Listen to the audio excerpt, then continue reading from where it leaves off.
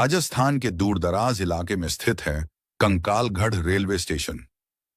एक ऐसा स्टेशन जहां अब ट्रेनें तो कभी कभार ही रुकती हैं, लेकिन लोगों की सांसें हर पल अटकती रहती हैं।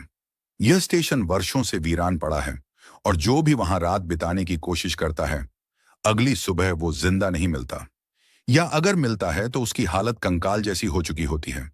इसी रहस्य ने इसे कंकालगढ़ नाम दिया। कहानी शुरुआत होती है साल 2017 में।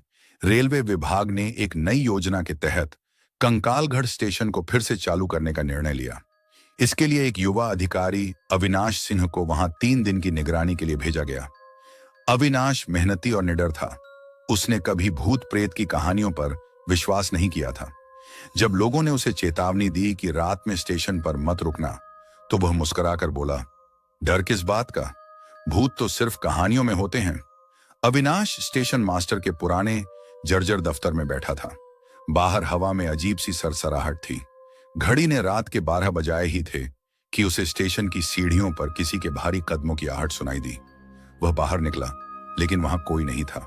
प्लेटफॉर्म पूरी तरह खाली था। तभी एक पुराना स्टेशन लाउडस्पीकर अचानक चालू हुआ और उसमें से एक घिसी हुई आवाज आई, गाड़ी संख्या 13 प्लेटफॉर्म नंबर 2 पर आने वाली है। मगर स्टेशन पर न कोई गाड़ी आई और न ही उस समय कोई ट्रेन निर्धारित थी। दूसरी रात अविनाश ने अपने मोबाइल में रिकॉर्डिंग चालू की। रात के 2 बजे उसके कमरे की खिड़की अपने आप खुल गई। बाहर देखा तो एक बूढ़ा आदमी लालटेन लिए प्लेटफॉर्म पर बैठा था, जैसे किसी ट्रेन का इंतजार कर रहा हो। अविनाश जब नीचे गया तो वो बूढ़ा गायब था, लेकिन प्लेटफॉर्म पर खून से सना एक पुराना टिकट पड़ा था, जिस पर तारीख थी 13 मार्च 1967। अविनाश को बाद में स्थानीय बुजुर्गों से पता चला कि 1967 में कंकालगढ़ एक्सप्रेस नाम की एक ट्रेन स्टेशन पर रुकी थी, लेकिन स्टेशन मास्टर की गलती से वह ट्रेन गलत ट्रैक पर चली गई और पास की खाई में गिर गई थी। उस हादसे में 73 लोग मारे गए थे और स्टेशन मास्टर ने आत्महत्या कर ली थी। कहा जाता है उस दिन के बाद से ही स्टेशन पर मृत यात्रियों की आत्माएं भटक रही हैं। अंतिम रात अविनाश ने ठान लिया कि वह स्टेशन मास्टर के उसी पुराने कमरे में रुकेगा जहां कभी आत्महत्या हुई थी। कमरे में अभी भी वही पुराना फर्नीचर, एक दीवार पर टूटी घड़ी और कोने में एक रस्सी लटक रही थी। रात के 1 बजे दरवाजा खुद ब खुद बंद हो गया। कमरे की बत्तियां झपकने लगीं। दीवार पर अचानक खून से लिखा दिखाई दिया, हमें हमारा टिकट दो। अविनाश डर के मारे कांपने लगा। तभी उसे कमरे के कोने से कराहने की आवाज आई, जैसे कोई बहुत दर्द में हो। और फिर दरवाजे पर 3 जोर की दस्तकें हुईं। जवाब में एक सामूहिक फुसफुसाती आवाज आई, हम वही हैं जिन्हें तुमने मारा।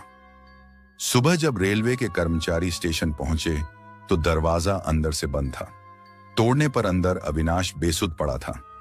उसके बाल सफेद हो चुके थे, आंखें खोई हुई और शरीर हड्डियों सा हल्का।